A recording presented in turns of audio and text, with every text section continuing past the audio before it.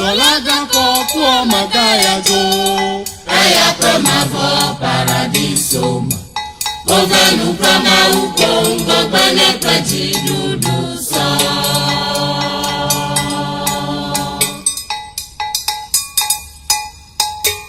Lolaga ko puo magaya jo. Eya prema vo paradiso. Ovenu prema ukongo bene preji dudu so.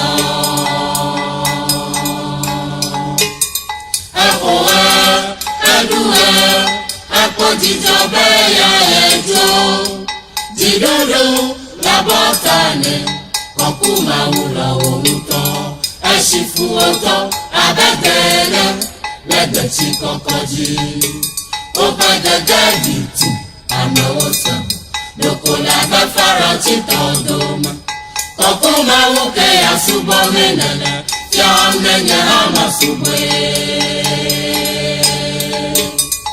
Eshifu oto abegele Lede chikokoji Obegege gitu Amewosa Loko la befara chitodoma Kokuma uke ya subo menele Fiam nenye hama subwe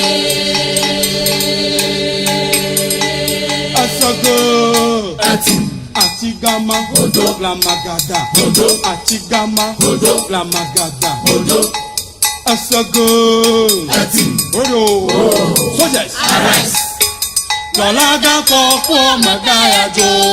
Eya prema vo paradiso. Ovenu prema ukongo bene preji dudu so. Lolaga ko puo magaya jo. Eya prema vo paradiso. Ovenu prema ukongo bene preji dudu so.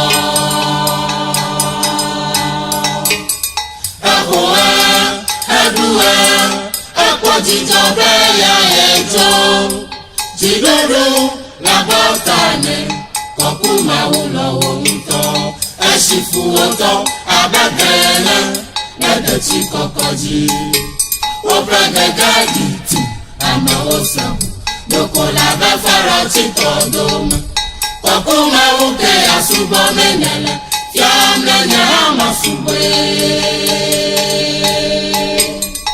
Eshifu oto abegele Lede chikokoji Obegege gitu Amewosa Loko la befara chitodoma Kokuma uke